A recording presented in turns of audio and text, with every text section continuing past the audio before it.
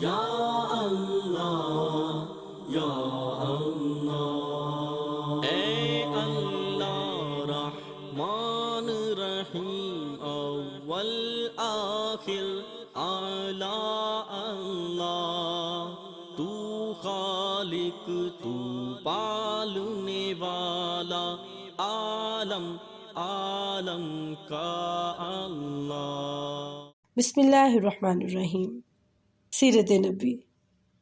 کعب بن اشرف کا قتل، غزوہ حمراء الاسد۔ کعب بن اشرف مالدار یہودی تھا، مسلمانوں کا ہجو کرتا، لوگوں کو مسلمانوں کے خلاف اکساتا۔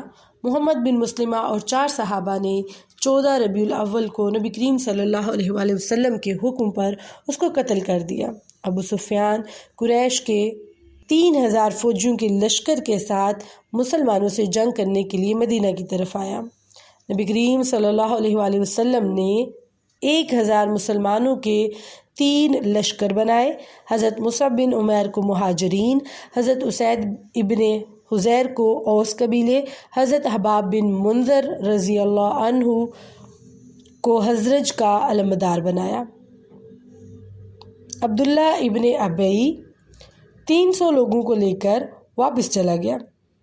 نبی کریم صلی اللہ علیہ وآلہ وسلم نے عبداللہ بن جبیر انصاری کی کمان میں 50 تیر اندازوں کو چوٹی پر رہنے کا کہا اور اجازت کے بغیر اترنے سے منع کیا۔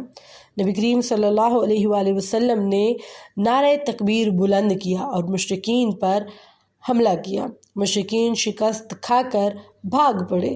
تیر اندازوں نے غلطی کی اور 40 آدمی چوٹی سے اتر آئے۔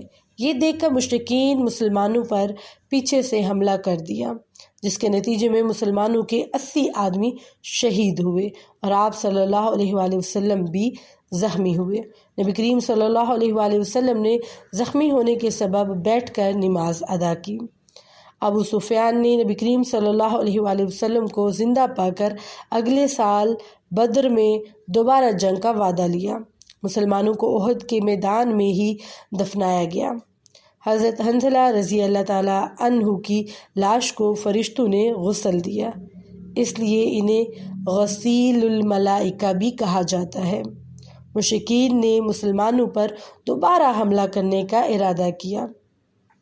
معبد جو کہ آپ صلی اللہ علیہ وآلہ وسلم کا خیر خواہ تھا، مشرکین کو ڈرایا تو مشرکین نے صرف دھمکی دی اور جنگ کا ارادہ ختم کر دیا، جنگ کا ارادہ ترک کر دیا۔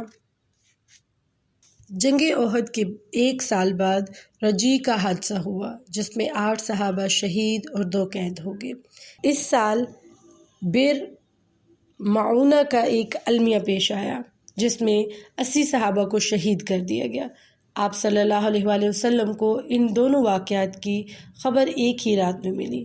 آپ صلی اللہ علیہ وآلہ وسلم 30 روز تک قنوت نازلہ کرتے رہے۔ اللہ نے جواب میں قرآن میں صحابہ سے راضی ہونے کی آیات نازل فرما دی۔ عمرو بن امیہ زمری رضی اللہ عنہ نے بنو کلاب کے 2 لوگوں کو قتل کر دیا، جن کے پاس آپ صلی اللہ علیہ وآلہ وسلم کا لکھا ہوا عہد تھا، جن کی دیت میں اعانت کے لیے آپ صلی اللہ علیہ وآلہ وسلم خود بنو نذیر کے پاس گئے۔ یہود نے آپ صلی اللہ علیہ وآلہ وسلم کو قتل کرنے کا فیصلہ کیا، جس کے جواب میں غزوہ بنو نذیر پیش آئی، جس میں مسلمانوں کو فتح نصیب ہوئی۔ شعبان 4 ہجری میں غزوہ بدر دوم پیش آئی، جو کہ جنگ کے بغیر ختم ہو گئی۔ شوال و ذیقعد 5 ہجری میں غزوہ خندق ہوئی، جس میں آپ صلی اللہ علیہ وآلہ وسلم نے تمام مسلمانوں کے ساتھ مل کر خندق کھودی۔ کھدائی کے دوران مسلمانوں کو مختلف نشانیاں دیکھنے کو ملی اور شام، فارس، یمن کو فتح کرنے کی خوشخبری بھی ملی۔ اس جنگ میں مسلمانوں کو فتح ہوئی۔ غزوہ خندق میں آپ صلی اللہ علیہ وآلہ وسلم اور صحابہ کی کئی نمازیں قضا ہوئی تھی۔ اس وقت تک نماز خوف کا حکم نہیں آیا ہوا تھا۔ یہود نے مشرکین کے ساتھ مل کر مسلمانوں سے بدعہدی اور مسلمانوں سے جنگ کے لیے تیار ہو گئے۔ آپ صلی اللہ علیہ وآلہ وسلم نے حضرت نعیم رضی اللہ عنہ کو، جو کہ اسلام لانے سے پہلے قریش اور یہود کے دوست تھے، ان میں پھوٹ ڈالنے کا کہا۔ آپ صلی اللہ علیہ وآلہ وسلم نے مخالفین پر مسلمانوں کے خوف کی دعا کی، جو قبول ہوئی، اور حضرت نعیم رضی اللہ عنہ کی کوشش بھی کامیاب ہوئی، جس سے مخالفین میں پھوٹ پڑ گئی اور ان کے حوصلے ٹوٹ گئے۔ اس طرح یہ جنگ بغیر لڑائی کے ختم ہو گئی۔ ذی القعدہ 5 ہجری کو حضرت جبرائیل علیہ السلام نے اللہ تعالیٰ کے حکم سے صلی اللہ علیہ وآلہ وسلم کو بنو قریظہ پر حملہ کرنے کا کہا۔ مسلمانوں نے قبیلہ بنو قریظہ کو گھیرے میں لے لیا۔ اللہ تعالیٰ نے بنو قریظہ کے دلوں میں مسلمانوں کا رعب ڈال دیا۔ حضرت ابو لبانہ رضی اللہ عنہ کو مشورے کے لیے بلایا۔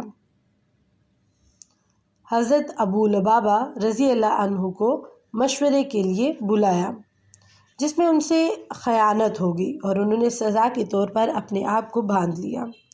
6 روز بعد اللہ کے حکم سے آپ صلی اللہ علیہ وآلہ وسلم نے ان کو کھول دیا۔ 25 روز بعد بنو قریظہ نے ہتھیار ڈال دیے۔ حضرت سعد بن معاذ رضی اللہ عنہ نے بنو قریظہ کے مردوں کو قتل کرنے کا فیصلہ دیا۔ مسلمانوں کو مال غنیمت ملا۔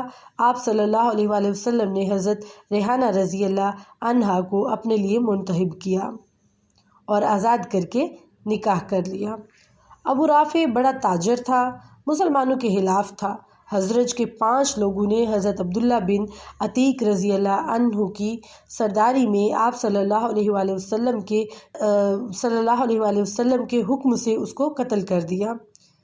سید یمامہ ثمامہ بن اسال، یمامہ کا سردار، مسلمانوں کے سخت خلاف تھا، اس کو قید کر لیا گیا۔